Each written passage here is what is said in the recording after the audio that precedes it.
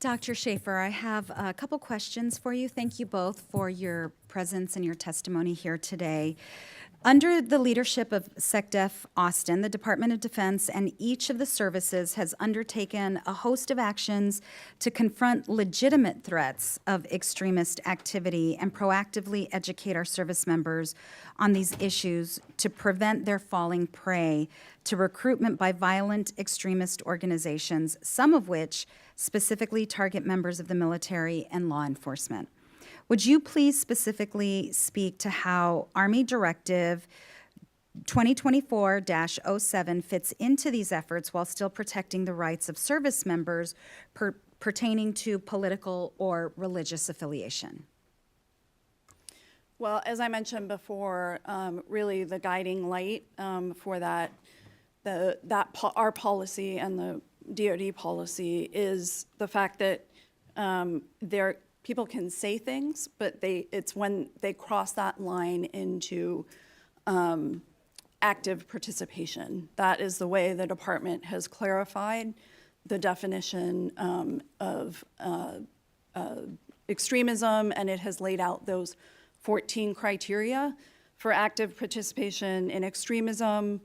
And in addition, criminal gangs are also incorporated into our directive, and we have a sort of definition for that as well as different criteria, including things like fundraising, things like that, recruiting, training members of gangs, and those kinds of things. Thank you. General Matlock, one of my colleagues wanted to know specifically what the consequences were for the trainer. Generally speaking, not specific to this issue in particular, but generally speaking, does the military or the Army publicly discuss disciplinary actions against members of the military? Is that something you could share with us? Representative, we generally don't discuss punitive or adverse administrative actions with taken against military members or civilian employees. We do that based on privacy and the safety of the individuals, and that's been a long-standing policy.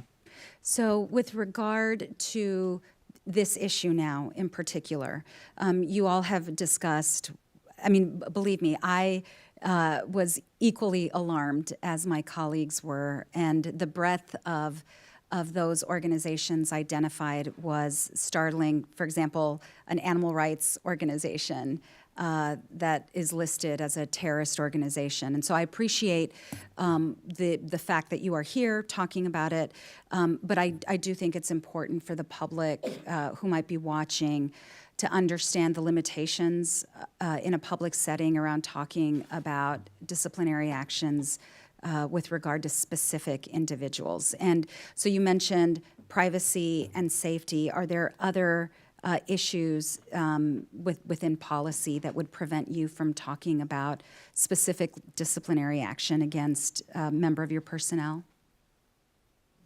Representative, I don't know if it's policy, but it's long-standing norm to not have those discussions so that we don't improperly influence members of the chain of command. As you know, we care deeply about the independent judgment of each commander, and part of why we do this work the way we do it is to preserve that independent judgment.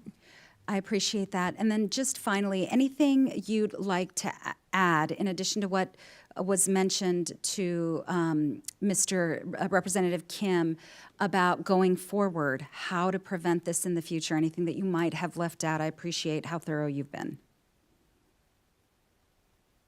Representative, on the training portion, I would add that reinforcing the norm of adhering to standard training materials, particularly when it's an Army-wide training requirement.